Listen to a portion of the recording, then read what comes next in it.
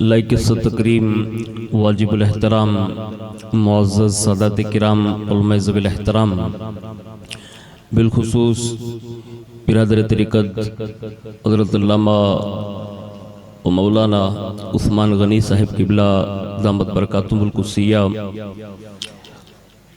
و برادران اسلام، خواتین اسلام، بزرگوں، دوستوں، نوجوان ساتھیوں، پیارے بچوں، عفت مآب اسلامی بہنوں، السلام علیکم ورحمۃ اللہ وبرکاتہ۔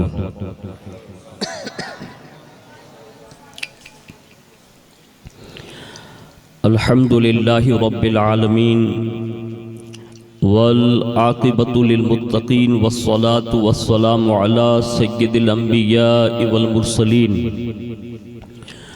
وعلى آلہ واصحابہ وازواجہ وذریاتہ واہل بیتہ وابنہ الغوث الاعظم الجیلانی ومعین الملت والدین وشیخ الاسلام والمسلمین اعلی الحضرت الامام احمد رضا وعلى عباد اللہ الصالحین اجمعین، اما بعد فاعوذ باللہ من الشیطان الرجیم، بسم اللہ الرحمن الرحیم۔ یا ایہا الذین آمنوا توبوا الی اللہ توبۃ نصوحا، وقال توبوا الی اللہ جمیعا ایہا المؤمنون لعلکم تفلحون۔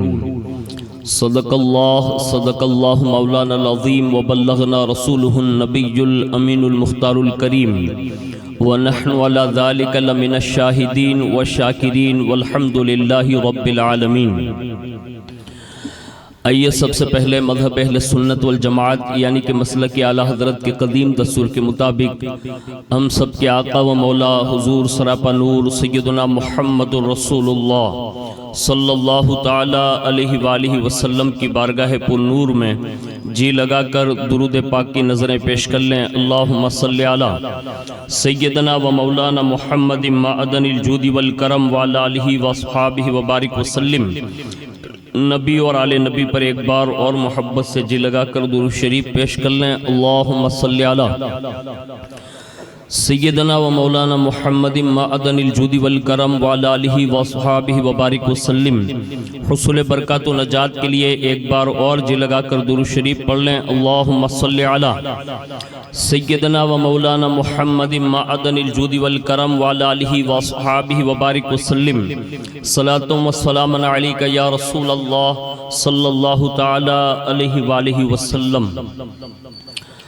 اللہ رب العزت کی توفیق سے اس کے پیارے محبوب صلی اللہ تعالی علیہ وآلہ وسلم کے تصدق سے بالخصوص پیران پیر روشن ضمیر سیدنا الشیخ عبد القادر جیلانی المعروف غوث العظم دستگیر رضی اللہ تبارک و تعالی عنہ کی نگاہ عنایت سے ماہ ربیع النور شریف کے تیسرے روزہ پروگرام میں ہم اور آپ شرکت کی سعادتیں حاصل کر رہے ہیں۔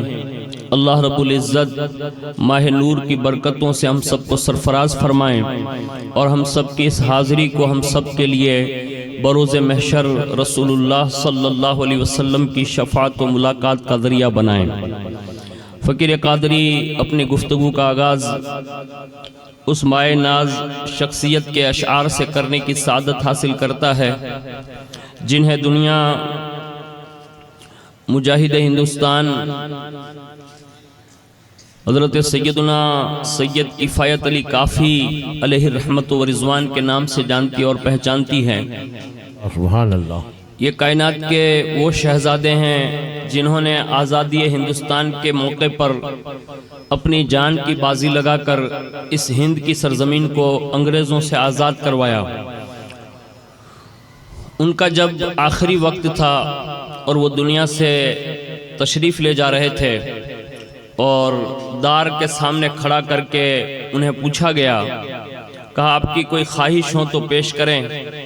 اس وقت حضرت سیدنا کفایت علی کافی علیہ رحمت و رضوان نے یہ کہا تھا کہ آپ لوگوں سے کوئی امید تو نہیں ہے، لیکن جب پوچھ ہی لیا ہے کہ آخری خواہش کیا ہے تو وہ کہتے ہیں کہ سید کی خواہش یہ ہے کہ جاتے جاتے اپنے نانا کی بارگاہ میں ایک نعت لکھتا جاؤں. سبحان اللہ سبحان اللہ. اور انہوں نے اس وقت جو اشعار کہے تھے تو وہ یوں کہتے ہیں کہ کوئی گل باقی رہے گا نہ چمن رہ جائے گا، کوئی گل باقی رہے گا سبحان اللہ. نہ چمن رہ جائے گا، پر رسول اللہ کا دین حسن رہ جائے گا، پر رسول اللہ کا دین حسن رہ جائے گا. اور کہتے ہیں انقلاب دور وہ دنیا میں ہوگا لاکھ بار، انقلاب دور وہ دنیا میں ہوگا لاکھ بار، سکہ نبی کا پر چلن رہ جائے گا، سبحان اللہ. سکہ نبی کا پر چلن رہ جائے گا. اور کہتے ہیں ہم سفیرو باغ میں ہیں کوئی دم کا چہچہا، ہم سفیرو باغ میں ہیں کوئی دم کا چہچہا، بلبلیں اڑ جائیں گی سونا چمن رہ جائے گا، بلبلیں اڑ جائیں گی سونا چمن رہ جائے گا. اور کہتے ہیں اطلس و کم خواب کی پوشاک پہ نازا نہ ہو، اطلس و کم خواب کی پوشاک پہ نازا نہ ہو، اس تنے بے جان پر خاکی کفن رہ جائے گا، اس تنے بے جان پر خاکی کفن رہ جائے گا. اور کہتے ہیں حشر تک کہتے ہیں نام شاہان جہاں مٹ جائیں گے لیکن یہاں، نام شاہان جہاں مٹ جائیں گے لیکن یہاں، حشر تک نام و نشان پنج تن رہ جائے گا، حشر تک نام و نشان پنج تن رہ جائے گا. اور کہتے ہیں جو پڑے گا صاحب لولاک کے پر اوپر درود، جو پڑے گا صاحب لولاک کے اوپر درود، آگ سے محفوظ اس کا تن بدن رہ جائے گا، آگ سے محفوظ اس کا تن بدن رہ جائے گا. اور کہتے ہیں سب فنا ہو جائیں گے کافی ولیکن حشر تک، سب فنا ہو جائیں گے کافی ولیکن حشر تک، نعت حضرت کا زبانوں پر سخن رہ جائے گا. ایک مرتبہ بڑی محبت سے درود شریف پیش کر لیں. اللہم صلی علی سیدنا و مولانا محمد معدن الجود والکرم وعلی آلہ واصحابہ وبارک وسلم. صلاۃ و سلام علیک یا رسول اللہ صلی اللہ تعالی علیہ وآلہ وسلم. آج کی اس نشست میں جس عنوان پر مجھ فقیر قادری گدائے جیلانی کو گفتگو کرنی ہے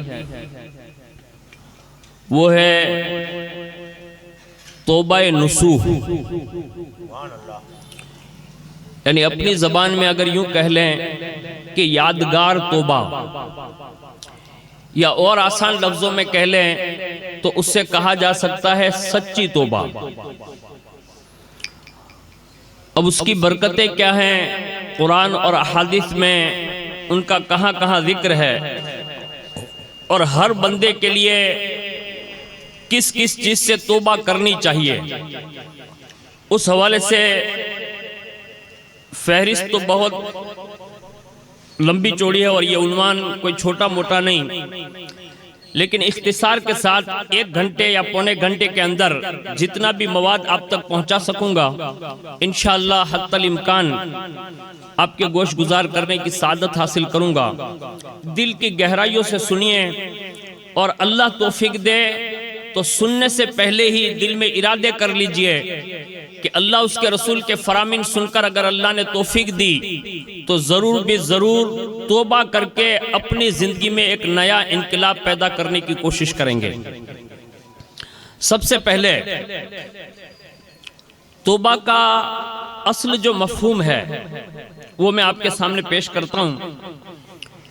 توبہ کا عام مفہوم جو سب کی سمجھ میں آئے وہ یہ ہے کہ بندہ اللہ کی بارگاہ میں رجوع کر لے، اپنے جرم کا اقرار کرے، اور اس کے بعد اسی جرم کو دوبارہ نہ کرنے پر پکا اہتمام کرے اور اس کا عزم اور ارادہ کرے، اور ساتھ ساتھ میں اللہ کی بارگاہ میں ندامت کا اظہار کرے، یعنی روئے، گڑ گڑائے اور اس سے منائے۔ یہ 3 اصول اپنے ذہن میں رکھیے گا۔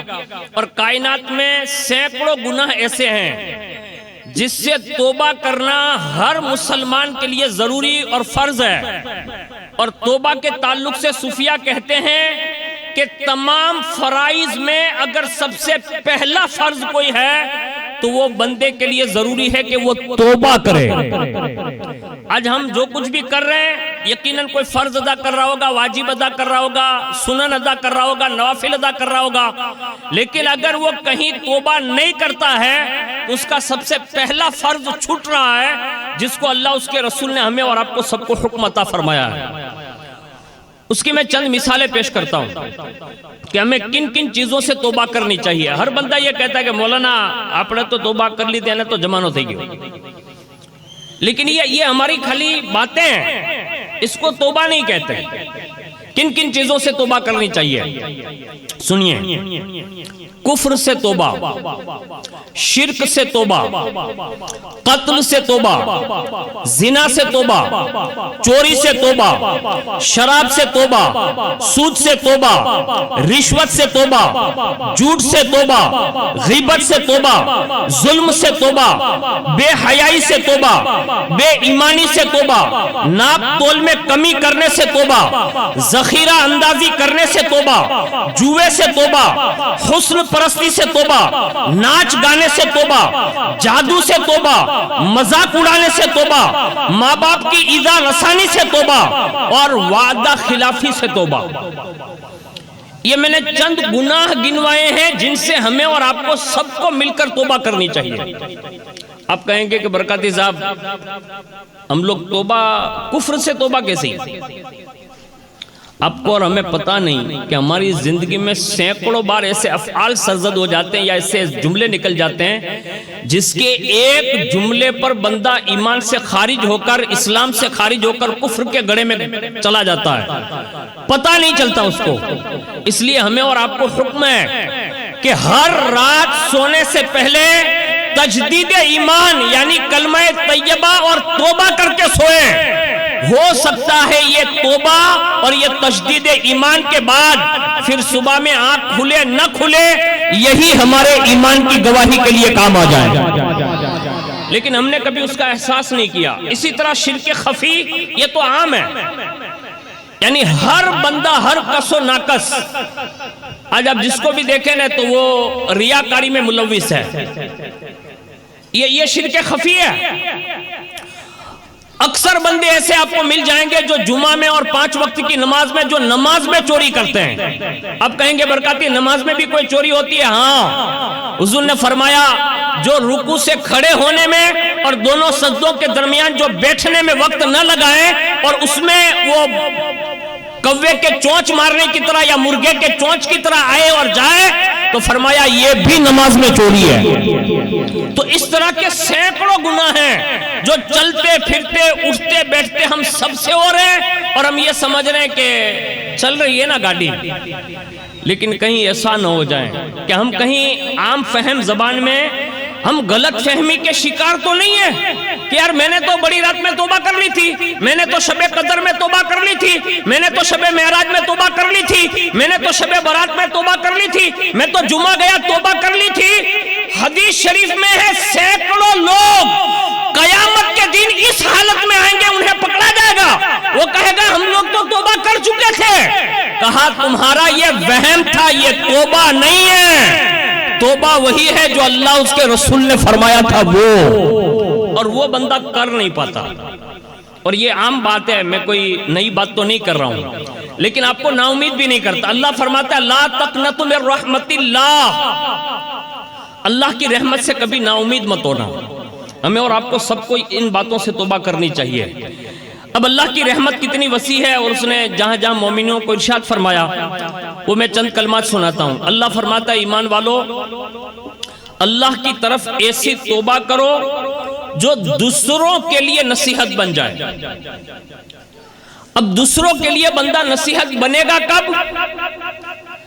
جب وہ خود بھی توبہ کر کے کچھ ایسے اچھے کام شروع کرے جس کو دیکھتے دیکھتے دوسرے بندے لوگ بھی توبہ کرنے پر مجبور ہو جائیں، اور ایسے سینکڑوں لوگ ہیں دنیا میں، اس کی مثالیں بے شمار ہیں، لیکن میں ایک مثال پیش کرتا ہوں، اللہ کرے آپ کی سمجھ میں آئے۔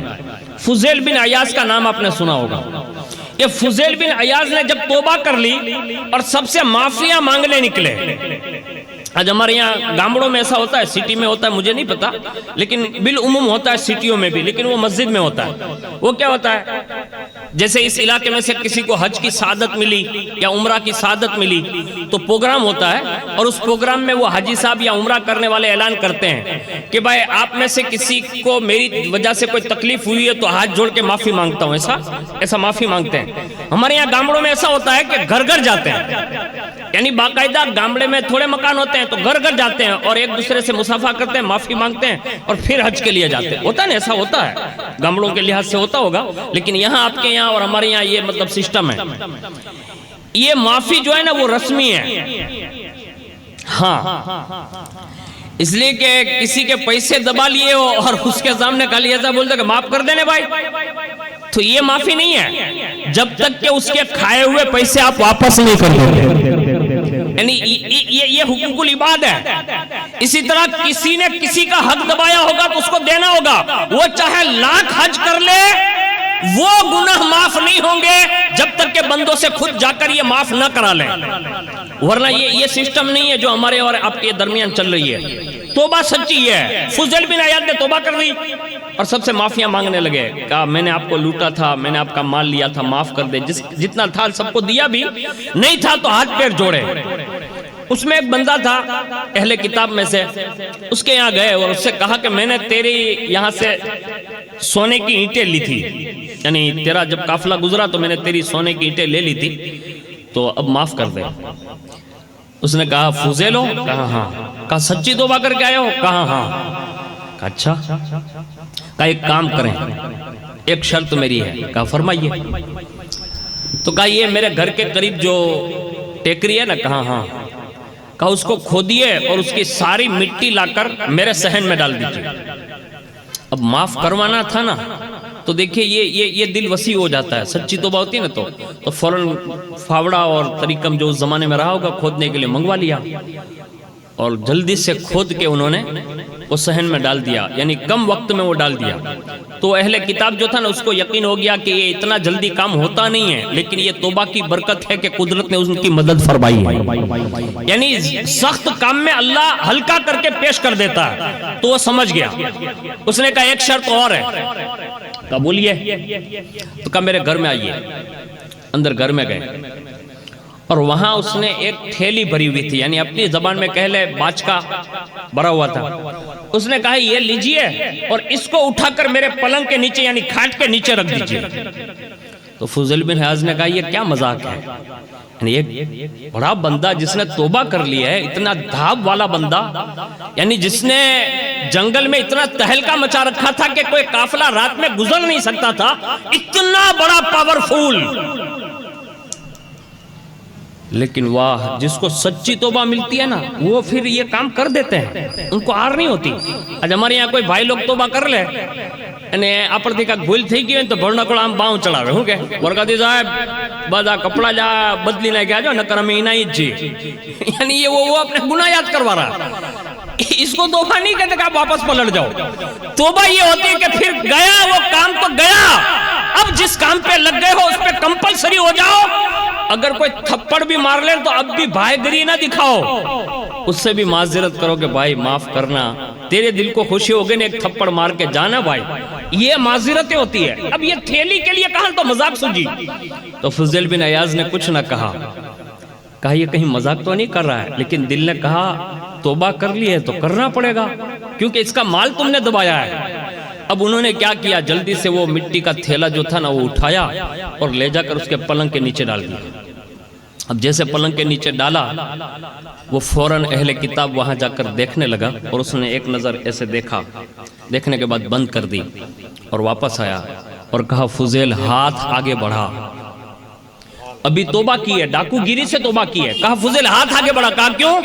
کہا کلمہ پڑھ کے محمد مصطفیٰ کا غلام بننا چاہتا ہوں۔ سبحان اللہ سبحان اللہ. تو کہا تجھے ہوا کیا ہے؟ ابھی ایک کام کروایا بڑا ٹیکرا کھدوا کر یہاں للوایا، ایک باچکا لے کے یہاں للوایا، اب کہہ رہا ہے اسلام قبول کرو، کرواؤ، آخر ہے کیا؟ کہا پہلے کلمہ تو پڑھا تو پھر بتاتا ہوں. جب آپ نے ہاتھ آگے کیا اور اس سے کلمہ پڑھایا اور جیسے کلمہ پڑھا کے مسلمان کیا، فرمایا اب تو بتا. تو کہا جس باچکے کی تھیلی کو آپ نے لے کر ادھر سے ادھر کیا نا، کہا ہاں. کہا یہ مٹی تھی، میں بھی دیکھ کے آ رہا ہوں کہ میرے پلنگ کے نیچے جس باچکے کو آپ نے رکھا ہے وہ اب مٹی نہیں ہے، تمہارے توبہ کی برکت والے ہاتھ لگے ہیں. میں نے پہلے کی کتاب میں پڑھا تھا مصطفیٰ جان رحمت کا امتی سچی توبہ کر لے مٹی کو ہاتھ لگا دے گا، اللہ اس مٹی کو سونا بنا دے گا. نعرہ تکبیر، نعرہ رسالت، نعرہ حیدری، فیضان اولیاء کرام، مسلک اعلی حضرت. میرے کو بھی کبھی کبھی افسوس ہوتا ہے یہ واقعہ جب جب پڑھتا ہوں نا کہ یار یہ ہماری توبائیں بھی کہاں ہوگی، اللہ بہتر جانے. یہ صحیح میں یہ مٹی سونا بن سکتی ہے، لیکن ہماری اور آپ کی توبہ میں کہیں نہ کہیں کمی ضرور ہے. لوگ کہتے ہیں یہ واقعات ہے، حکایات ہے، من گڑت ہو سکتی ہے. نہیں، یہ لوگوں کی زندگیوں کے اندر یہ انقلاب آئے اور باقاعدہ فضیل بن عیاض جو ایک زمانے تک باقاعدہ لوگوں کو لوٹتے رہے، قدرت نے پاسا پلٹا، زندگی نے انقلاب دیا اور باقاعدہ اپنے زمانے کے اولیاء کبار میں شامل ہونے لگے. یعنی اللہ نے انہیں ولی بنا دیا. تو ہمیں اور آپ کو بھی کہیں نہ کہیں توبہ میں کمی محسوس ہو رہی ہے، ہمیں توبہ کرنی چاہیے. ضرور توبہ کریں. اللہ خود فرماتا ہے ایسی توبہ کرو جو دوسرے کے لیے یادگار بن جائے. دوسرے نمبر پر سنیے اللہ فرماتا ہے، ہمارے یہاں تو کیا سسٹم ہے، توبہ کون کرے تھے کہ امام صاحب، توبہ کون کرے تھے کہ مؤذن صاحب، توبہ کون کرے تھے کہ برکاتی صاحب، توبہ کون کرے تھے کہ مبلغ صاحب، توبہ کون کرے کہ فلاں صاحب. اپنے دیکھیں اپنے تو اجی تھوڑا باقی ہے. یعنی لوگ اب کیا باقی رکھے ہیں اللہ بہتر جانے. میں نہیں کہتا کہ آپ میں سے سب ہیں، آپ میں سے کسی کو بولو کہ بھئی داڑھی رکھ لو، نماز شروع کر دو، ٹوپی سجا لو، یہ کر لو وہ کر لو. یہ کہ مولانا اجی تو گھنا کالا دھندا باقی ہے. یعنی لوگ کالا دھندا کرنے کے لیے ابھی تک یہ توبہ نہیں کر رہے ہیں. سنیے موت کبھی بھی آ سکتی ہے اور یہ مجھے بتانے کی ضرورت نہیں ہے. بڑے بڑے جوان ہماری نگاہوں کے سامنے جا چکے ہیں. آج میں نے جمعہ میں سنا تب مجھے پتا چلا. میں تو یہ سمجھتا تھا جیسے ہمارے گامڑوں میں پانی بھر جاتے ایسے راجکوٹ میں بھر گیا ہوگا. آج جمعہ میں پتا چلا کہ کروڑوں روپے کا نقصان ہو گیا لوگوں کا. یعنی اتنے گھروں میں پانی، اب ظاہر سی بات ہے کہ گھر میں پانی جائے گا تو سب سپڑا صافی ہو جاتا ہے. لاکھوں کے کروڑوں کے نقصان کے باوجود بھی اگر ہمیں توبہ کی توفیق نہیں ملتی نا تو ہمیں اس دل کا علاج کروانا چاہیے. اس دل کی صفائی کا علاج کرو، ورنہ لوگوں میں اگر باتیں نصیحت والی اثر نہ کرے تو ہمارے فقہا اور بزرگوں نے لکھا ہے کہ کہیں اس کا ایمان کا چراغ ڈگمگا تو نہیں رہا ہے، یعنی اتنا کمزور تو نہیں ہو گیا. یعنی توبہ کی توفیق نہ ملنا یہ بھی یہ شقاوت میں ہے.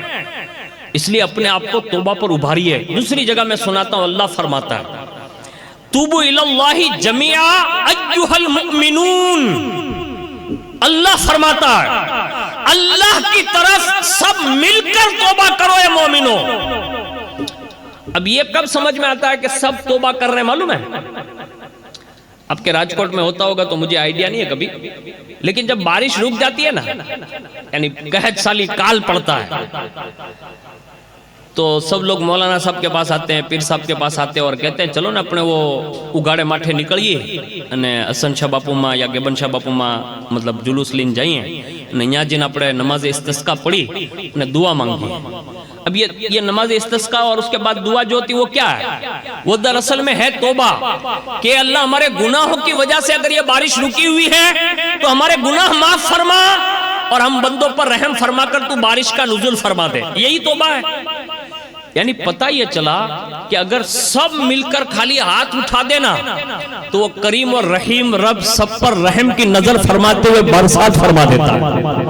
یعنی دو بندے اگر سچے دل سے توبہ کر لے تو اس کی وجہ سے پورے مجمع کی سن لیتا ہے. میں کہتا ہوں یہ اللہ نے کیوں فرمایا سب مل کر توبہ کرو؟ اسی وجہ سے کہ ہمیں سب کو مل کے توبہ کرنا ہوگا، مرد ہو، عورت ہو، بچے ہو، بوڑھے ہو۔ اور میرے جرائم میں جانتا ہوں، میں آپ کو نہیں کہتا، میرے جرائم اور میرے جرم، میرے پاپ، میرے گناہ، یہ سارے مجھے معلوم ہیں کہ مجھے کتنی بار توبہ کرنی چاہیے دین میں، لیکن اللہ نے سب کو حکم دیا ہے۔ میں اللہ کے حکم کے فرمان کے مطابق اب سب کو پیغام دیتا ہوں، زندگی میں جو بھی گناہ کیے ہیں حضور کے میلاد میں آئے ہو، حضور کو گواہ بنا کر رجوع کر لو، اس لیے کہ سب جگہ پر تم الگ الگ گواہ پاؤ گے، اور حضور کا میلاد وہ ہے کہ جب حضور کے میلاد میں کوئی توبہ کر لیتا ہے تو حضور خود اس کی گواہی عطا فرمائیں گے۔ اب اس سے بڑی مجلس تو کہاں تلاش کرنے جاؤ گے؟ اس لیے سچے دل سے توبہ کی طرف آؤ، اور اللہ فرماتا ہے سب مل کے توبہ کرو گے تو انعام یہ دوں گا، لعلکم تفلحون، اللہ تمہیں ہر میدان میں سب کو کامیابی عطا فرمائے گا۔ یعنی یہ انعام ہے توبہ کا۔ آج ہماری اور آپ کی ضرورت ہے کہ ہم اور آپ جو ہے اس کی طرف آئیں، تھوڑا کوشش کریں، دن میں 100 بار تو یہ ضرور کہے کہ اللہ معاف کر دے۔ اس کو یہ بھی بڑا پسند ہے، اور کتنا پسند ہے، کتنا پسند ہے، اس کی رحمت کا ہم اندازہ نہیں لگا سکتے۔ ایک بات عرض کرتا ہوں، حضور صلی اللہ علیہ وسلم کی بارگاہ میں ایک شخص آیا، اس نے ایسے کمبل اوڑا ہوا تھا۔ عرض کیا یا رسول اللہ، میں ایک جھاڑی کے پاس سے گزر رہا تھا، اس جھاڑی میں چڑیا کے بچوں کی آواز میں نے سنی، اور پھر میں نے وہ چڑیا پر جو ہے مطلب ایسے بچوں پر ڈالا اور ان کو کمبل میں چھپا لیا، یعنی وہ بچے جو تھے ان کو، اتنے میں اس کی ماں آ گئی، یعنی کون؟ بچوں کی ماں، یعنی چڑیا آ گئی، اور یا رسول اللہ وہ میرے ادھر ادھر چکر کاٹنے لگی، تو میں نے اس کے سامنے وہ بچے ایسے کھولے، یعنی کمبل میں چھپائے ہوئے ایسے کھولے نا، تو ان پر گر پڑی، تو یا رسول اللہ میں نے اس کو بھی لپیٹ میں لے لیا ہے، اور اس وقت جو کمبل میں نے اڑی ہوئی ہے اس میں چڑیا بھی ہے اور چڑیا کے بچے بھی ہیں۔ تو حضور صلی اللہ علیہ وسلم نے ان کی بات سن کر ارشاد فرمایا، ان سب کو زمین پر رکھ دو، یعنی یہ کہا ان سب کو زمین پر رکھ دو۔ میں نے ان سب کو زمین پر رکھا تو ان کی ماں جو تھی نا وہ بچوں سے مطلب ایسے چمبٹ گئی، سب کو ملا کے، یعنی اپنا گھونسلہ جیسے سمجھتی ہے اور بچانے کی کوشش کرتی، ایسے سب کو ملا لیا بچوں کو۔ تب حضور نے فرمایا، تم ان چوزوں کی ماں کو دیکھتے ہو؟ کیا کہا؟ تم ان چڑیا کو دیکھ رہے ہو؟ کہا ہاں۔ کہا یہ محبت کیوں ہے؟ تو صحابہ نے عرض کیا یا رسول اللہ یہ ان کی ماں ہے۔ یہ حضور نے مثال سمجھاتے ہوئے کہا تعجب کرتے ہو نا؟ کہا ہاں۔ تو فرمایا فوالذی بعثنی بالحق اللہ ارحم بعبادہ من ام الافراخ بفراخها، اللہ کی عزت کی قسم جس کے قبضے قدرت میں محمد کی جان ہے، سنو اس چڑیوں کی ماں سے بھی زیادہ اللہ اپنے بندوں سے محبت فرماتا ہے۔ یہ حضور نے یہ تاریخی پس منظر دے کر ہمیں اور آپ کو سب کو کہا وقت ہے، گناہوں کی بیماریوں میں پڑے ہو نا، واپس پلٹ جاؤ، توبہ کر لو، ورنہ لوگ کب توبہ کرتے ہیں معلوم ہے؟ جب کوئی بیماری لائق ہو جاتی ہے نا، پھر اٹھنے کے لائق نہیں رہتا تو کہتا ہے کہ ہوئے توبہ کر لے، اس وقت کا انتظار کر رہے ہو یار؟ جوانی میں توبہ کر لو، بڑھاپے میں پہنچ چکے اس وقت توبہ کر لو، بچے ہو توبہ کر لو، جوان عورتیں ہو توبہ کر لو، ماں ہو توبہ کر لو، بیوی ہو توبہ کر لو، بہن ہو توبہ کر لو، کسی بھی صورت میں توبہ کرو اور اللہ کی طرف سیلنڈر ہو جاؤ، رجوع کر لو، اللہ معاف کر دے۔ حضور نے یہ مثال سمجھائی۔ دوسری مثال پیش کرتا ہوں، توبہ پر انعام اللہ یہ عطا فرماتا ہے، قرآن عظیم میں ہے فَأُولَئِكَ يُبَدِّلُ اللَّهُ سَيِّئَاتِهِمْ حَسَنَاتٍ، فرمایا جو بندہ توبہ کر لے تو اللہ اس بندے کی برائیوں کو نیکیوں میں تبدیل فرما دیتا ہے۔ یعنی خالی توبہ کر کے خالی یہ نہیں کہ بس ہو گیا صاف صفائی ہو گئی بات ختم، نہیں، بلکہ جو پہلے وہ گناہ کر چکا ہوتا ہے اللہ اپنے کرم سے ان برائیوں کو بھی نیکیوں میں تبدیل کر کے نیکیوں کے نامہ اعمال میں لکھوا دیتا ہے۔ یہ اس کا انعام ہے، لیکن سچی توبہ ہمیں اور آپ کو کرنی چاہیے۔ تیسری مثال سنیے. حضرت مولا کائنات رضی اللہ تعالیٰ عنہ سے ایک شخص نے سوال پوچھا کہ حضور کیا اللہ کی رحمت گنہگاروں کے لیے بھی ہے؟ تو آپ نے فرمایا گھر جا اور 2 برتن لے آ، ایک میلا لے آنا یعنی کیچڑ والا یعنی جو دھویا نہ گیا ہو، اور ایک صاف لے آنا. دونوں برتن منگوائے اور دونوں کو وہیں سامنے رکھا اور پھر فرمایا اب بتا ان دونوں پر بارش ہو تو دونوں بھر جائیں گے یا ایک بھرے گا؟ یعنی صاف ستھرا برتن بھی بھر جائے گا یا جو مٹی والا ہے وہ بھی بھر جائے گا؟ اس نے کہا حضور برسات ہوگی تو ظاہر سی بات ہے دونوں برتن ہی، اگرچہ ایک خراب ایک اچھا ہے لیکن بھریں گے تو دونوں، یعنی دونوں پہ وہ بارش برسے گی. فرمایا کذالک رحمت اللہ تعم الطائع والعاصی. فرمایا رب کی رحمت کی مثال ایسے ہی ہے کہ رب کی رحمت نیکوں کے لیے بھی ہے اور بروں کے لیے بھی ہے، یعنی دونوں پر برستی ہے. لیکن کوئی آئے تو صحیح. ارے پہلے کے نیک جو تھے نا وہ اتنی بڑی بڑی توبہ کرتے تھے کہ ہم اور آپ کیا کریں گے. سب سے بڑی شخصیت کائنات میں اللہ کے بعد سب سے بلند رتبہ ذات جن کا میلاد پڑھتے ہیں، رسول اللہ فرماتے ہیں میں دن اور رات میں 70 مرتبہ یعنی 70 مرتبہ، اور دوسری روایت میں حضور فرماتے ہیں میں دن اور رات میں 100 مرتبہ اپنے رب کی بارگاہ میں توبہ کرتا ہوں، استغفار کرتا ہوں.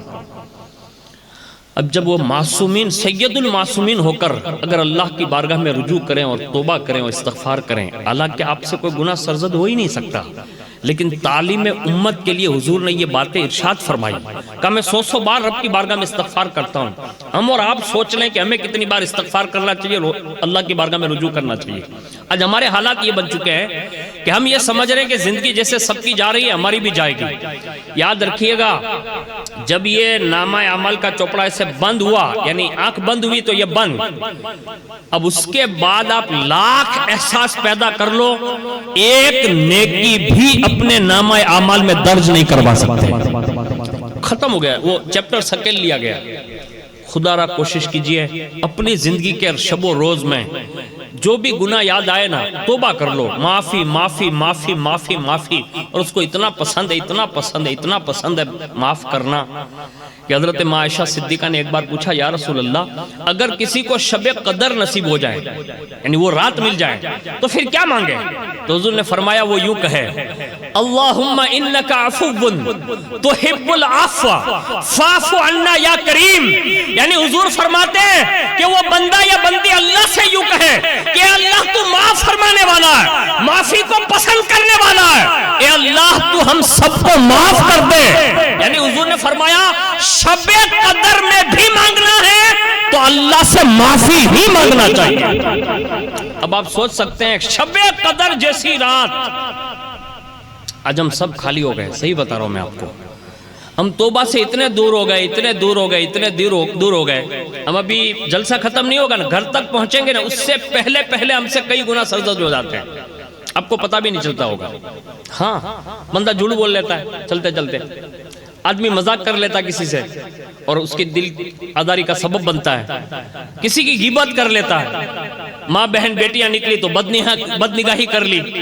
یعنی سینکڑوں کام چلتے چلتے آدمی کر گزرتا، اسے پتہ بھی نہیں ہوتا وہ گھر پہ جاتا ہے، اور گھر پہ جانے کے بعد پھر وہ موبائل شریف ہاتھ میں آتا ہے. یہ ہنسنے کی بات نہیں ہے، یہ شریف ہی ہے بیچارہ، جو ہمیں اور آپ کو اب کہاں لے جائے گا نا وہ تو صرف وہی جانتا ہے. لیکن یہ جیسے ہاتھ میں آتا ہے ہم کیا کرتے ہیں ہم سب اچھی طرح جانتے ہیں.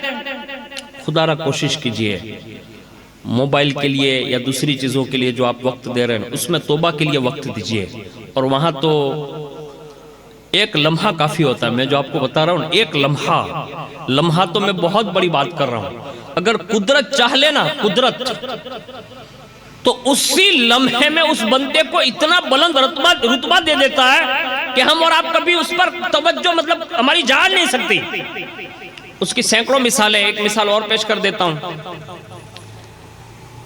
حضرت بشر حافی کا نام آپ نے سنا ہوگا. یہ کائنات کے بہت بڑے ولی ہے، بہت بڑے ولی ہے، لیکن ان کا ابتدائی حصہ یہ بتایا جا رہا ہے کہ شراب کے کارخانے کی طرف جا رہے تھے. خود کا شراب کا کارخانہ تھا. اور راجکوٹ میں تو کتنے کارخانے ہیں وہ مجھے نہیں معلوم، کیونکہ سروے نہیں کرتا نا. میں تو پولیس تو نہیں ہوں، سی آئی ڈی بھی نہیں ہوں، میں جاتا تو نہیں ہوں. لیکن اگر کہیں ہو اور کوئی لوگ کرتے ہو، انہیں سمجھانا چاہیے کہ بھائی اس کارخانے کو چھوڑ، کسی اور کارخانے کی سوچ. اللہ تیری نسلوں کو بھی سکون کی دولت عطا فرمائے گا. پیسہ تو ضرور آتا ہے، میں بھی کہتا ہوں پیسہ ضرور آتا ہے اس میں، لیکن پیسے کے اندر بھی سکون نہیں ہے. حلال روزی کماؤ نا، پسینہ پاڑو نا تھوڑا یار. کیوں لوگوں کی زندگیاں خراب کرتے ہو؟ شراب بیچ کے پھر کیا ہوتا ہے؟ نہ تم گھر کے رہ سکتے ہو، نہ گھاٹ کے رہ سکتے ہو، اور جب پکڑے جاتے ہو جیلوں میں ڈال دیے جاتے ہو. خدا را اب تو رحم کرو اس امت پر کہ خود کے دھندے کو برابر رکھنے کے لیے لاکھوں لوگوں اور ہزاروں لوگوں کے گھروں کو آج امت برباد کر چکی ہے. کسی کا بیٹا شراب پی لیتا ہے، کسی کا شوہر شراب پی لیتا ہے، کسی کا باپ شراب پی لیتا ہے، کسی کا بھتیجا بھانجا شراب پی لیتا ہے. تہلکا مچا رہا ہے. اس کی زندگی خراب نہیں ہوتی، بلکہ اس کے پیچھے پورا خاندان بیچارہ بدنام ہو رہا ہوتا ہے اور سوسائٹیاں تباہ ہو رہی ہے. خدا را شراب خانوں سے بچو، دوسروں کو بھی بچاؤ. مسلمانوں کو خاص کر کے یہ نصیحت کرو کہ وہ شراب بیچنے سے، شراب پینے سے، شراب ادھر سے ادھر کرنے سے ہر طرح سے توبہ کرے، تاکہ کم از کم یہ شراب کی نحوست سے اللہ اس امت کی حفاظت فرما لے. اور جو لوگ شراب پیتے ہیں یا پلاتے ہیں یا جو کام کرتے ہیں، ان کے لیے سب سے بڑا خطرہ جو ہے نا وہ یہ ہے. اللہ نہیں کرے، سب کی بات تو نہیں کرتا، لیکن کوشش کیجئے میری یہ باتیں جہاں تک پہنچے لوگوں کو پہنچائیے گا. سب سے بڑا خطرہ شراب کے معاملات میں جتنے بھی لوگ شریک ہوتے ہیں، ان کے لیے سب سے بڑا خطرہ یہ ہوتا ہے کہ کہیں اللہ اس کا ایمان تباہ نہ کر دے. یہ سب سے بڑا خطرہ ہے. آپ سمجھ رہے ہیں میری بات؟ میں دوسری تو اس کی جسمانی تکلیف، اس کے گھریلو تکلیف، سماجی تکلیف، معاشی تکلیف، اس پہ بات نہیں کرتا. اس کا جو ایمان ہے نا، مرتے وقت اس کا یہ ڈر ہے کہ اللہ کہیں اس کے ایمان کو تباہ نہ کر دے. یہی فضیل بن عیاض تھے، ان کا ایک شاگرد تھا، اس کا انتقال ہو گیا. نماز جنازہ پڑھی، پھر مراقب ہو کر قبر پر بیٹھے رہے کافی دیر تک کہ وہ مجھ سے بات کریں. بات نہیں ہو پائی. ہر روز اس کے لیے دعا کرتے کہ وہ خواب میں آ جائیں. 40 دن گزر گئے. وہی شاگرد جو فضیل بن عیاض کے پاس پڑھنے والا، یعنی ولی کے پاس پڑھنے والا، جیسے وہ خواب میں آیا، آپ نے پوچھا، کہا میں نے تیرے بارے میں سنا ہے کہ تو نے مرتے وقت جو ہے قرآن سے بیزاری کا مطلب اظہار کیا تھا. یعنی جب تجھ پر قرآن پیش کیا گیا نا تو نے یہ کہا تھا کہ میں قرآن سے بیزار ہوں. اب یہ وقت قرآن سے بیزاری کا اظہار سمجھتے ہیں آپ؟ اس نے قرآن کا انکار کر دیا، یعنی وہ کفر کی موت مرا. تو آپ نے اس سے پوچھا، کہا تو میرا شاگرد تھا، یعنی میرے پاس پڑھتا تھا، اور تو کفر کی موت مر گیا. یعنی آخر تجھ میں کون سے ایسے گناہ تھے کہ جس کی بنیاد پر تجھے یہ حالت میں کر دیا گیا؟ اس نے غالباً 3 گناہ گنوائے. نمبر 1، اس نے کہا میں لوگوں کی چغلی اور غیبت زیادہ کرتا تھا، ادھر کی ادھر لگا تھا. آج ہمارے گھر گھر میں یہ ہے. آپ سمجھ رہے ہیں؟ بہو ساس کے بارے میں، ساس بہو کے بارے میں، شوہر بیوی کے بارے میں یا ماں کے بارے میں، بھائی بھائی کے بارے میں، چچا چچا کے بارے میں، ہر کوئی ایک دوسرے کو لگانے میں جائے. آگ سلگنی چاہیے بس، اور وہ بیٹھ کے تماشا دیکھ رہے. ایک گناہ یہ تھا اس کا، غیبت یا چغلی. اس نے دوسرا گناہ کیا. دوسرا بتایا، کہا حضور ایک گناہ یہ کرتا تھا، لوگوں سے حسد زیادہ تھا، یعنی ساتھیوں سے.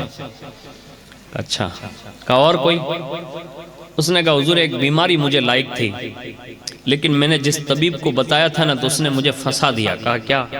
کہا اس نے کہا تھا، کہا اگر تو یہ بیماری سے شفا پانا چاہتا ہے تو ایک کام کر، مہینے میں ایک بار 1 گھونٹ شراب کا پی لیا کر، یعنی تجھے یہ بیماری مطلب ستائے گی نہیں. بس اس کے کہنے پر میں آپ کو بتائے بنا کسی کو پتہ نہیں چلنے دیا. اس ڈاکٹر کے پاس جاتا، وہ شراب کا 1 گھونٹ پلاتا تھا بدرائے دوا، وہ پی لیتا تھا.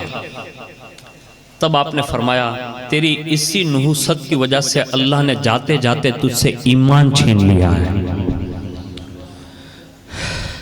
فضیل بن عیاض کے پاس پڑھنے والا شراب پی کر بے ایمان مر سکتا ہے. جنگلیشور والو، اور خاص کر کے غوثیہ مسجد کے قرب و جوار میں رہنے والوں، تھوڑے ہوش کے ناخن لو یار. کیسے برداشت کرتے ہو کہ مومن مسلمان گناہوں میں ہو اور ہم اور آپ تماشا دیکھ رہے ہیں؟ سینکڑوں گھر اجڑ گئے ہیں، ہم سب دیکھ رہے ہیں، سب کو دیکھ رہے ہیں، لیکن ہمارے دل پر کوئی اثر نہیں ہوتا. احساس کیجئے، اس سے توبہ پر ابھاریے. اگر کسی کا ایک بھی بیٹا سدھر گیا نا، میں تو یہ مانتا ہوں کسی مومن کے ایک بچے کو سدھار دینا یہ قیامت کے دن رسول اللہ کی شفاعت حاصل کرنے کا ذریعہ بن سکتا ہے. کوشش کیجئے، آپ سب مل کے کوشش کیجئے. میرا کوئی کام نہیں کہ میں آپ کے دل میں تیر کی طرح اثر کروا دوں، لیکن جگر یہ رکھتا ہوں، اللہ سے کہتا ہوں مولا میں تو کسی قابل نہیں ہوں، تیرا کلام سناتا ہوں، تیرے محبوب کی باتیں سناتا ہوں، تیرے بزرگوں کے واقعات سناتا ہوں. ہو سکتا ہے تیری رحمت کی نگاہ کسی دل پر پڑ جائے اور وہ بندہ یہ طے کر لے کہ آج سے کوشش کروں گا زندگی میں کسی نہ کسی ایک بندے کو پکڑ کر اسے شراب سے ضرور توبہ کراؤں گا. کروانی چاہیے، کوشش کیجئے. اس کو برا مت سمجھیے، میں نہیں کہتا وہ برے ہیں، وجہ مومن برا نہیں ہے، اس کے کام برے ہیں، ہم اس سے نفرت نہیں کرتے. میں تو یہ کہتا ہوں اگر کہیں مل جائے نا تو اس سے سپورٹ کرو اس معاملے میں، اس سے اچھائی کی طرف اتنا رسپانس دو اس کو بھی احساس ہو جائے کہ میں شرابیوں کے درمیان بیٹھتا ہوں تو اتنی عزت نہیں ملتی جتنی نمازیوں کے درمیان ملتی ہے. کرو نا ایسا. ہم لوگ تو کیا کہتے ہیں، لے 100 چوہے کھا کے بلی حج کو چلی، یہ کہہ کے ہم واپس کر دیتے ہیں. اس کو مت نکالیے، اس کو واپس لائیے. میں یہ بشر حافظ جو پڑھ رہا ہوں نا، وہ شراب کے کارخانے کے مالک تھے. قدرت کو کیا منظور تھا، راستہ چل رہے تھے، بیچ راستے میں ایک کاغذ مل گیا. بس اس کاغذ کو اٹھایا اور جیسے اٹھایا نا کھولا اور کھولتے ہی ٹکڑے میں پڑا بسم اللہ الرحمن الرحیم. بس اس نام کو پڑھتے ہی مطلب ہوش آ گیا، یہ تو اللہ کا نام ہے. اب جیسے اللہ کا نام کا دل میں خیال آیا، قدرت کی تقدیر نے فیصلہ بدل لیا. وہی فیصلہ بدل. میں اس لیے زور دیتا ہوں اپنے بچوں کو قرآن سے آراستہ کرو. جب ایک بسم اللہ شریف کاغذ میں لکھا ہوا راستے پر پڑا ہوا بشر کو مل جائے، اس کی تقدیر بدل سکتی ہے. اپنی قوم کی تقدیر قرآن سے ہی بدل سکتی ہے یارو، صحیح بتا رہا ہوں. پڑھتے پڑھتے کہتے یہ تو اللہ کا نام ہے. دل میں ادب آیا. تھے شراب کھانے کے مالک، گنہگار تھے، لیکن قدرت کا نام دیکھا نا تو ادب سے ایسے بوسہ لیا، چوما، ایسے آنکھوں سے لگایا، سینے سے لگایا، اور اس کے بعد واپس پلٹے. واپس پلٹ کر انہوں نے گھر کے اونچی جگہ پر اس کو صاف ستھرا عطر وغیرہ لگا کر ایسے اونچا رکھا ایسا. اور جیسے رکھا نا تو قدرت نے تقدیر میں فیصلہ بدل لیا. کہا تو نے میرے نام کو چوما ہے. یہ کہا تو نے میرے نام کو چوما ہے، میرے نام کا ادب کیا ہے، میرے نام کو معطر کیا ہے. بشر اب تیرے نام کو بھی چوما جائے گا، تیرے نام کا بھی ادب ہوگا، تجھے بھی بلند کریں گے. تقدیر کا فیصلہ بدلا. گھر سے شراب کھانے گئے، شرابی بھی تھے، پیتے بھی تھے، وہیں پی کر لیٹ گئے. اور جیسے وہ لیٹے قدرت کا منادی بھیجا گیا. دروازے پر اس شراب کھانے کے دستک ہوئی. آدمیوں نے پوچھا کون؟ کہا قدرت کا منادی ہوں، پیغام لایا ہوں. تو کہا کس کا کام ہے؟ کہا بشر کا. کہا وہ نشے میں ہے. کہا جا کر کان میں کہو قدرت کا پیغام آیا. آدمی گیا، سنایا، کوئی پاس و لحاظ نہیں، بے ہوش تھے. 2 بار آیا، کہا وہ بے ہوش ہے. کہا جا کر کہو جس کا نام چوما ہے اس نام والے کا پیغام ہے. 6 بار آیا، کہا وہ بے ہوش ہے. کہا جا کر کہو جس کے نام کو بلند رکھا ہے وہ بشر کو بلند کرنے کا فیصلہ کر چکا. 3 بار وہ بندہ گیا اور جی جوڑ کر اٹھایا. کہا چلو اٹھو. کہا کیوں؟ کہا قدرت کا پیغام لا کر دروازے پر کوئی کھڑا ہے. اتنے میں ایسے کپ کپی تاری ہوئی. آپ فرماتے دوڑا میں، بے ہوشی جا چکی تھی، دوڑا اور راوی لکھتے ہیں بغیر چپل پہنے ہوئے دوڑے، اور اسی لیے ان کو بشر کہا جاتا ہے۔ بغیر چپل پہنے دوڑے اور دروازہ کھولا، ایک وجاہت والا شخص کھڑا ہے اور اس نے پیغام سنایا، کہا بشر اب وقت آ چکا ہے، تجھے بھی قدرت نے بلند رتبہ عطا فرمانے کا ارادہ فرما لیا، اب تجھے بھی بلند کر دیں گے۔ بس اتنا پیغام سنا، قاصد تو چلا گیا، وہیں آدمیوں کو باہر نکالا، کہا باہر نکلو، سب کو باہر کیا،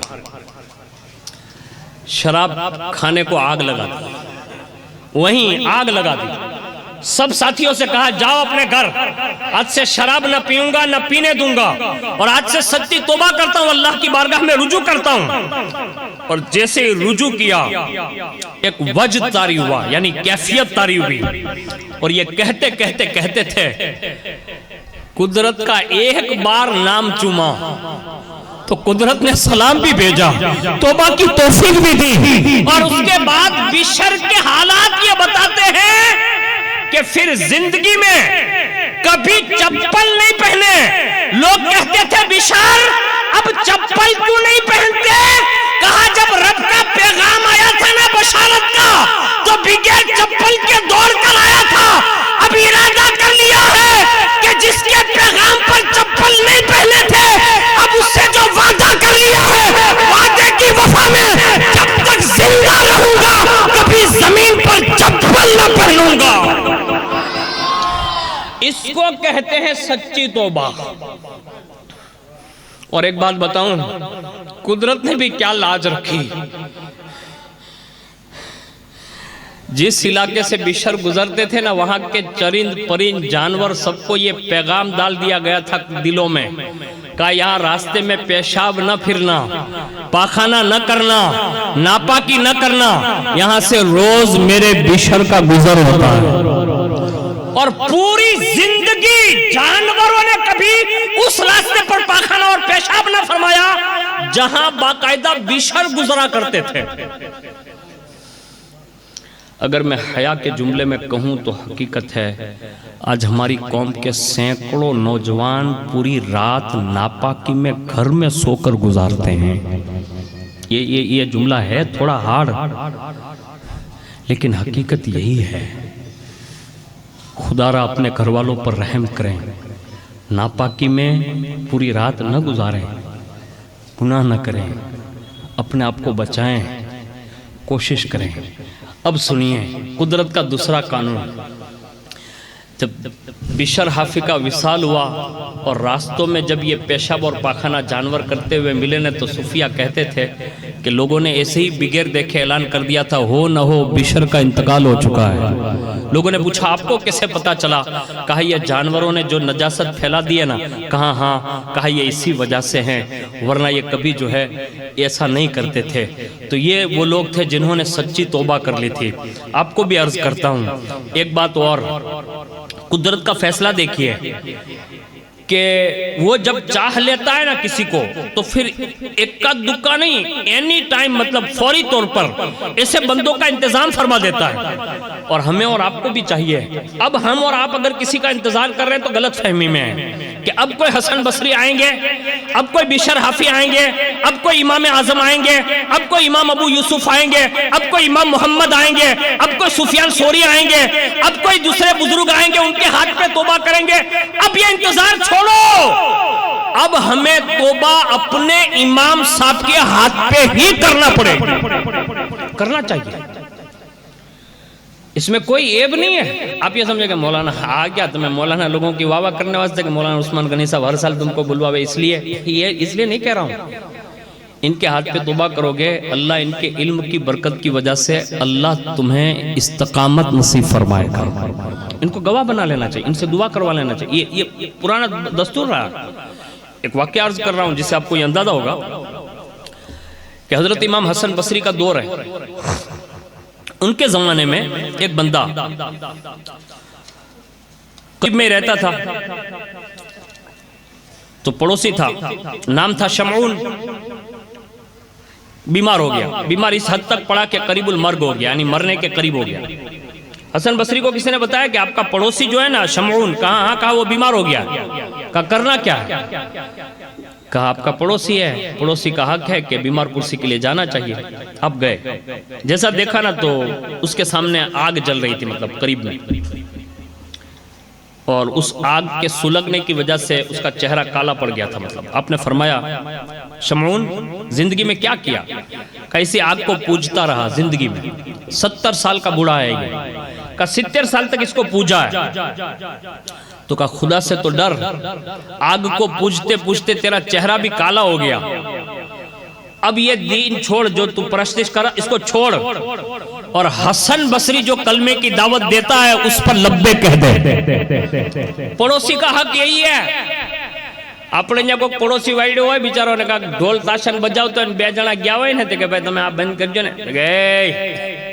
ہوتا ہے نا ایسا، لوگ بند کر دیتے پھر دعوت دینا بند کر دیتے ہیں۔ ایسا نہ کرے، اگر کوئی قریب سے آئے نا اچھی دعوت دینا کہ بھائی یہ کام چھوڑیے، اچھا کام کیجئے، لیکن اب تو ہمت نہیں ہے کسی کی، کیونکہ ہم خود ہی بیٹھنے چلے جاتے ہیں، سب لوگ وہیں ٹانگ پہ ٹانگ چڑھا کے بیٹھے رہتے ہیں اور سب دیکھتے ہیں تماشے، دیکھنے جانے کی اجازت نہیں ہے۔ وہ جو کر رہا ہے نا اس کو سدھارنے کی کوشش کرنے کے بجائے ہم لوگ خود ہی اس کے سپورٹر بن جاتے ہیں۔ اب تو حد ہو گئی نا، اب تو ہمارے یہاں جیسے یہ جلسے کے لیے اسٹیج بنتے تھے، اب باقاعدہ ہمارے یہاں بیٹیوں کو نچانے کے لیے بھی اسٹیج بن رہے ہیں۔ میں نے خود اپنی نظروں سے، یہ آنکھوں سے دیکھا، میں جو کہہ رہا ہوں نا یہ راجکوٹ کی غلط بات نہیں ہے، یہ 100% صحیح ہے، میں نے خود اسٹیج دیکھا ہے، اور میں جب وہاں سے گزرا نا میں نے پوچھا یہ کون ہے؟ کہا یہ وڈودرا سے آئی ہوئی عورتیں اور یہ نچنیاں ہیں اور یہ سب نچوا رہے ہیں۔ خالی پیسے کے گھمنڈ میں اور لوگوں کو دکھانے کے لیے اپنی آخرت خراب کیوں کرتے ہیں یار؟ کیا پڑی آپ کو؟ آپ کیا لوگوں کو باور کرا لیں گے زیادہ سے زیادہ؟ مت ناچو، نہ نچواؤ، نہ شراب پلاؤ، نہ جوا کھلواؤ۔ اللہ نے نعمت دی نا اولاد جیسی، ان کا عقیقہ، ان کا ختنہ، ان کا نکاح اور ان کی جوانی میں اگر ان کے یہاں اولاد ہو، یہ نعمتیں نا قدری کرو گے نا تو نسلن بعد نسلین اللہ نسلیں منقطع کر دیتا ہے، پورا خاندانی چوپٹ کروا دے سکتا ہے وہ۔ ایسا مت کیجئے۔ آپ کو میں مثال دے رہا ہوں، نیکیاں کرو گے نا تو نسل باقی رہے گی، اور برائیوں پر اللہ کے خلاف جنگ کرو گے تو اللہ نسلیں کاٹ دے گا۔ اچھا مجھے یہ بتائیے امام حسین نے یزید سے جنگ کیوں کی تھی؟ صرف ایک ہی وجہ تھی، وہ ہر برائی میں ملوث تھا اور امام حسین یہ نہیں چاہتے تھے کہ میں اس کا سپورٹ کروں، بس یہی۔ یعنی امام حسین برائیوں کا خاتمہ چاہتا تھا اور یزید یہ چاہتا تھا کہ پورے معاشرے میں برائیاں پھیل جائیں، شراب عام ہو جائے، زنا عام ہو جائے، ناچنا عام ہو جائے، کودنا عام ہو جائے، ہر گناہ عام ہو جائے، اور حسین ابن علی چاہتے تھے نیکیاں عام ہو جائیں، بس یہی۔ اس سے پہلے کوئی دوسری کوئی بات ہی نہیں تھی یار۔ بس اسی مشن کو روکنے کے لیے، یعنی برائیوں کو روکنے کے لیے نیکیوں کا مشن لے کر امام حسین کھڑے ہوئے۔ اور آپ دیکھیے کربلا میں بظاہر خاندان کنبا کٹوایا ضرور، لیکن ایک حسینی پھول ایک حسنی پھول، دو پھول بچ کر آئے۔ آج پوری دنیا میں حسین ابن علی اور حسن ابن علی کا خاندان زندہ ہے۔ یعنی کائنات میں کوئی یہ نہیں کہہ سکتا کہ امام حسین کا خاندان مٹا دیا گیا یا حضرت امام حسن کا خاندان مٹا دیا گیا، بلکہ دو پھول آئے، اتنے مہکے اتنے مہکے اتنے مہکے اتنے مہکے اتنے مہکے کہ وہ مہک جب کربلا سے مدینہ آئی اور مدینے سے وہ گل کی مہک مہکنے لگی، کہیں آگے بڑھ کر وہ مہک بغداد میں پہنچتی ہے، شیخ عبد القادر جیلانی بنتے ہیں، وہ مہک آگے بڑھتی ہے، کہیں ہندوستان آتی ہے، معین الدین حسن چشتی بنتے ہیں، کلیاں پہنچتی ہے، ثابت میاں کلیری بنتی ہے، آگے بڑھتی ہے، دہلی پہنچتی ہے، قطب بابا اور نظام الدین اولیاء بنتی ہے، اور بایانہ پہنچتی ہے، شاہ برکت اللہ بنتی ہے، اور کشوا شاہ پہنچتی ہے، تو مخدوم سمنا اشرف سمنانی بنتی ہے۔ نعرہ تکبیر، نعرہ رسالت، سب نعرہ آج بھی حسینیت زندہ ہے، خاندان زندہ ہے، اور آخری جو امام آئے گا وہ بھی امام حسن کے خاندان میں آئے گا۔ اس کو کہتے ہیں نیکی کرنے والے لوگ. اور یزید 8 یا 16 17 بیٹے چھوڑ کر مرا تھا 16 کے قریب. آج کوئی یزید کے خاندان میں سے کھڑا ہو کر نہیں کہتا کہ میں یزیدی ہوں. چوپٹ کر دیا گیا. کربلا کیا سنتے آپ؟ ہم لوگ تو خالی ڈی جے بجوا کر اور وہ سبیل بھبیل لگا کر خالی انسٹا میں ویڈیو بنانا جانتے ہیں. واہ واہ ہونی چاہیے. ابھی 12ویں شریف میں بھی دیکھیے نا آپ. تھوڑے ہوش کے ناخن لو. علماء، مشائخ، سادات، آگیوان جو اچھی صلاح دے نا اس پہ عمل کریے، ورنہ فتنے میں مبتلا ہو جاؤ گے. اور آج تو یہ جو چلا رہا ہوں نا، کسی کو کچھ پڑی بھی نہیں ہے کسی جگہ پر. میں نے تو پورا گجرات دیکھا ہے. لوگ تھک گئے. لوگ یہ کہتے ہیں کہ برکاتی یہ کیا کر رہا ہے تو؟ میں نے کہا میری تو ڈیوٹی یہی ہے، کام کرنا اپنا ہے، شروع کرنا اپنا کام ہے، اور پائے تکمیل تک پہنچنا یہ رب کی قدرت کا کمال ہوگا. اپنے میں کچھ نہیں ہے، اپنا تو کام ہے پہنچا دینا. اس لیے کوشش کیجئے. میں یہ بات عرض کر رہا تھا، شمعون کے پاس بیٹھے اور فرمایا 70 سال کا بوڑھا ہو چکا ہے، آگ کی پوجا کرتے کرتے چہرہ کالا ہو چکا ہے، اب تو کلمہ پڑھ لے مسلمان ہو جا. اس نے بت کی طرف اشارہ کیا کہ یہ میرا معبود ہے. تو آپ نے فرمایا کہا اس کو کس نے بنایا؟ تو کہا میں نے. کہا کیا خدا بھی ہاتھ سے بنتا ہے؟ یعنی اس کے دلیل کو توڑنے کے لیے کہا یہ تیرا خدا ہے؟ کہا کس نے بنایا؟ کہا میں نے. کہا کیا یہ بھی ہاتھ سے بنتا ہے؟ اس نے کہا تم کس کی پرستش کرتے ہو؟ کس سے؟ امام حسن بصری سے کہا آپ کس کی پرستش کرتے ہیں؟ کہا میں اس کی پرستش کرتا ہوں جو آسمانوں سے پرے الرحمن علی العرش استویٰ کی شان رکھتا ہے. قرآن پڑھا، رب کا پتہ دیا. 70 سال کا بوڑھا ہے، مجوسی ہے، آگ کا پجاری ہے، بت پرستی کر رہا تھا. کہا میں اس کا بندہ ہوں جس کا عرش ہے آسمان سے پرے، اور یہ 7 زمین جو ہے نا وہ اس کے لفظ کن کے اشارے پر ناچتی ہے. یعنی وہ جو کہہ دے وہ کرتی ہے. اس کی عظمت بڑائی کہنے سے بالا تر ہے. یعنی میں جتنی تعریف کر دوں اپنے رب کی وہ سب کم الفاظ ہوں گے، اس سے زیادہ وہ ہے. کہنے لگا تمہیں اس ذات کا علم کیسے ہوا؟ یعنی وہ اللہ ہے یوں.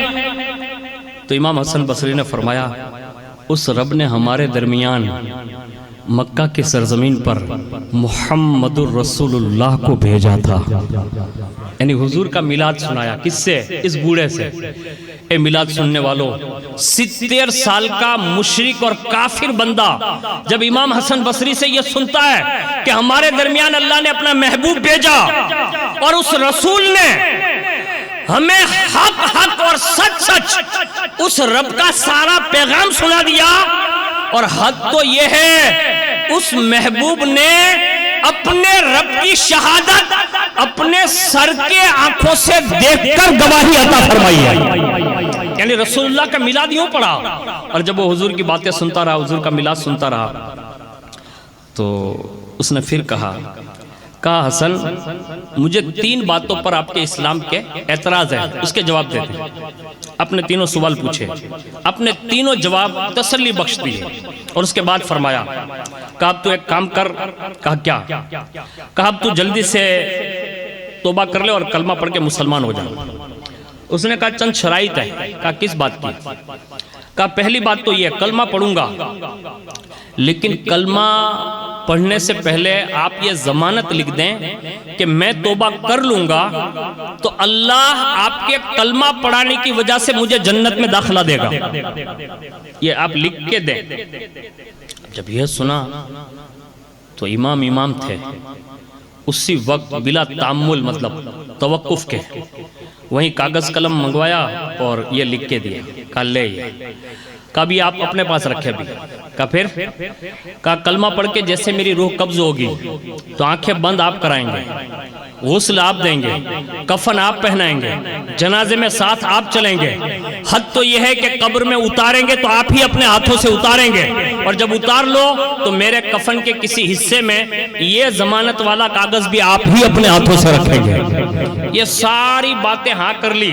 کہا اب بھی وشواس نہیں ہے؟ تو کہا لوگوں کو بلاؤ، لوگوں کو بلایا، بڑے بڑے مانسوں کو گواہ بنایا، کہا حسن بصری نے مجھ سے یہ وعدہ کیا، سارے وعدے ہو گئے، سب کی سائن ہو گئی، اور اس کے بعد اس نے کلمہ پڑھا، اور جیسے وہ کلمہ پڑھا، بس کلمہ پڑھتے ہی قدرت کا فیصلہ آیا، حضرت اسرائیل نے اسی کلمے کے اختتام پر روح قبض فرما لی، یعنی کلمے پہ موت ہوئی، اور جیسی موت ہوئی حضرت امام حسن بصری فرماتے ہیں کہ جیسے دفن کر کے رات ہوئی اور گھر پہ واپس آیا، سویا تو کیا دیکھا، ایک عجیب و غریب باغ ہے، اس باغ میں ایک قبہ ہے، اور اس تخت پر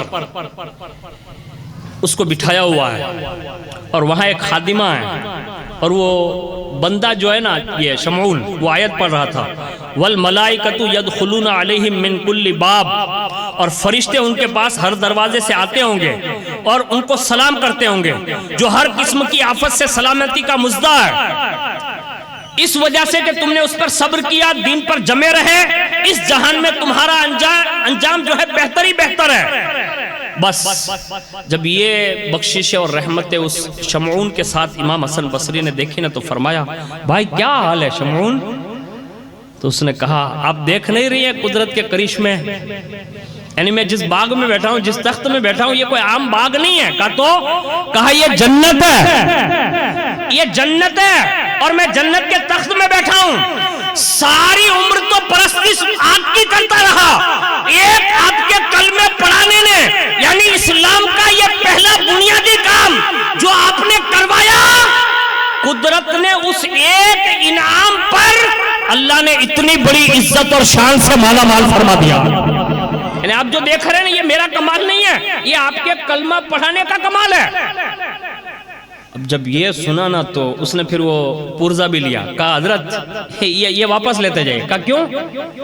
کہا تمہاری ضمانت تو کام آ گئی ہے، یعنی پوری تو ہو گئی، کہا ہاں، کہا جس کو رحمان کا در مل جائے نا تو پھر کسی کی ضمانت کی ضرورت نہیں پڑتی، اس لیے آپ اس کو واپس لے لیں۔ حضرت امام حسن بصری فرماتے ہیں جیسے صبح اٹھا اور اٹھ کر میں نے دیکھا تو اس کا وہ پرزہ جو تھا نا وہ میرے ہاتھ میں تھا، اور میں اس کو دیکھتا تھا اور روتا تھا، دیکھتا تھا اور روتا تھا، اور روتے روتے پھر مسجد گیا فجر میں، اور ممبر پر بیٹھ کر لوگوں کو یہ واقعہ سنایا اور خوب رویا۔ لوگوں نے کہا حسن بصری اتنا کیوں روتے ہو؟ کہا رونا اس بات پر نہیں ہے، کہا تو؟ کہا اس بات پر ہے جو آپ سمجھ رہے ہیں، اس بات پر نہیں ہے، کہا تو؟ کہا اس بات پر ہے، کہا وہ کون سی بات ہے؟ کہا جب 70 سال تک بڑا گناہ کرنے والا جاتے جاتے کلمہ پڑھ لے، اللہ اسے توفیق دیتا ہے، اسلام میں داخلہ دیتا ہے، اسی کلمے پر موت ہوتی ہے، اللہ جنت میں اتنا بڑا انعام دیتا ہے، اور جو ماں کے پیٹ سے مسلمان ہو کر ایمان کے ساتھ جائے گا اس کے لیے اللہ نے کتنے بڑے بڑے انعام تیار کر رکھے ہوں گے۔ اس کے شکرانے پر روتا ہوں، یعنی وہ شکرانے پر روئے۔ میں آپ سے عرض کرتا ہوں عید میلاد میں آ کر بیٹھے ہو نا، یہ چھوٹی موٹی بات نہیں ہے یارو، یہ قدرت جس کو توفیق دیتا ہے اور جو کوئی باتیں اثر کرنے کے لائق ہوتی ہے دل میں اتارتے ہیں، ایسے لوگ آتے ہیں، ورنہ لوگ یہ جو سمجھتے ہیں نا کہ یہ ساری چیزیں ممکن نہیں ہیں، میں کہتا ہوں نہیں، قدرت چاہ لینا تو ایک لمحے میں بھی بندے کو توبہ کی توفیق عطا فرما سکتا ہے۔ بس ہمیں ضرورت ہے اس بارگاہ میں رجوع کریں، توبہ کریں، معافی مانگیں، اور دن میں 100 مرتبہ خالی اتنا تو پڑھ لیں یار اللہ معاف کر دے استغفر اللہ، اللہ معاف کر دے استغفر اللہ، رجوع لائیں، اس کو بڑا پسند ہے، بڑا پسند ہے۔ ایک بار حضور تشریف فرما تھے، ایک صحابی رسول حاضر ہوئے، دیہات کے تھے، عرض کیا یا رسول اللہ قیامت کے دن حساب کون لے گا؟ تو فرمایا اللہ۔ تو کہا بس اپنا کام ہو گیا۔ اب وہ تھے گامڑے کے، کہا کام کیسے ہو گیا؟ تو کہا یا رسول اللہ آپ نے جو بھی باتیں فرمائی نا وہ حق ہے، آمنا صدقنا، میں سن لیا ہوں، لیکن یہ جو میں نے پوچھا نا اور اس پر جو آپ نے جواب دیا نا کہ اللہ حساب لے گا، اس پر میں نے جو کہا نا کہ ہمارا کام بن گیا، کہا ہاں، کہا حساب کون لے گا؟ کہا اللہ۔ کہا اللہ ہے کیا؟ تو کہا کریم۔ یہ جملہ حضور نے کہا صحابی کے کہنے پر، کہا اللہ ہے کریم۔ تو کہا جب اللہ کریم ہے تو کریم کی عادت ہے کہ وہ درگزر سے کام لیتا ہے، معاف کرتا ہے، معاف کرتا ہے۔ میں آپ سے پوچھتا ہوں توبہ کر کے جاؤ نا یار، وہاں جو ہوگا نا وہ آپ کو کام آ جائے گا۔ وہاں یہ توبہ جو ہے نا وہ خالی ایک دو کو نہیں بڑھتی، ایک بندہ توبہ کرتا ہے اللہ 40 گھر میں اس کی برکتیں عطا فرماتا ہے۔ کوشش کیجئے اپنے آپ کو ہر گناہ سے، چھوٹے بڑے ہر گناہ سے بچا کر اپنے آپ کو نیکیوں کے راستے پر لائیے۔ یہی میلاد النبی صلی اللہ علیہ وسلم کا اصل مقصد ہے۔ میرے کہنے سننے میں یا سنانے میں اگر کسی طرح قصداً سہون کوئی بھی غلطی ہوئی ہو، اللہ اپنے خاص فضل عظیم سے معاف فرمائیں، اور جن بزرگوں کے حوالے سے توبہ کے واقعات پیش کیے گئے، اللہ ان کی توبہ کی برکتوں سے اللہ ہم سب کو بھی توبہ نصوح نصیب فرمائیں، آمین برحمتک یا ارحم الراحمین۔ السلام علیکم ورحمۃ اللہ وبرکاتہ۔